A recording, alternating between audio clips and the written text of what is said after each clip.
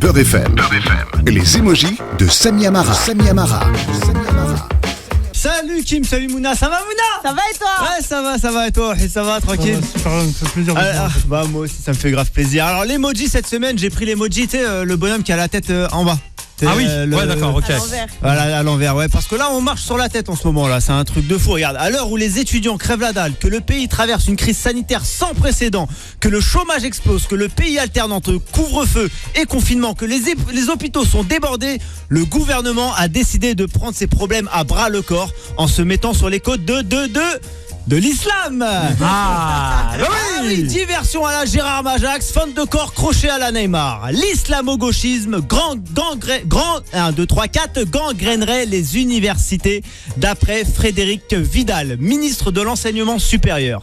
Alors qu'est-ce que l'islamo-gauchisme? Très bonne question. Moi je sais pas. Moi je sais.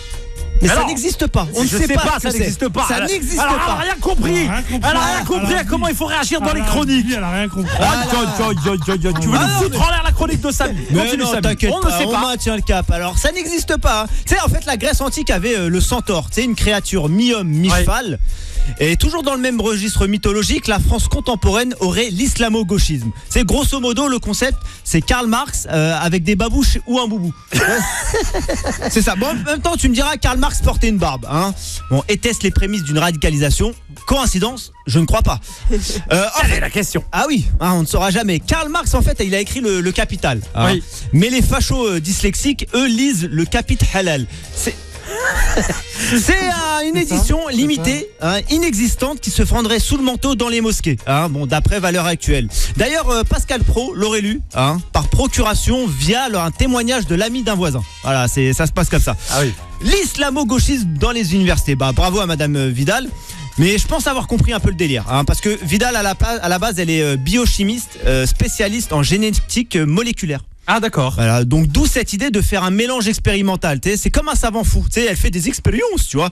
Elle a mis une dose de religion musulmane, une dose de communisme, une dose d'humanisme, du ketchup, de la mayonnaise, des chips. Oui, parce que tu peux tout mettre dans l'islamo-gauchisme. Hein. C'est ça le concept. À moins que ce soit une mutation due à un champ radioactif idéologique, tu vois.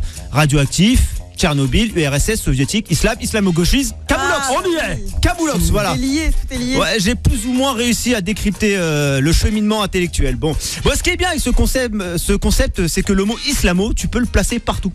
C'est super bien, regarde. Si tu t'achètes un kebab, hein, traduction, tu t'achètes un islamo sandwich. Tu loues un F1 dans le 18e. Hein, bah, tu loues un islamo studio. Tu sais, c'est un joker. Tu sais, c'est comme au domino. Tu sais, le truc blanc. Tu peux le poser partout. Bon, bien que je ne comprends toujours pas le concept d'islamo-gauchisme, la seule chose que j'ai compris, c'est le message envoyé à tous les universitaires français. Hein, c'est qu'ils peuvent faire une thèse à condition qu'ils se taisent. Merci de m'avoir écouté. Oh, la chute est bonne. Beurre FM. 6h, 9h, 6h, 9h. La matinale avec Kim, Mona et Waïd.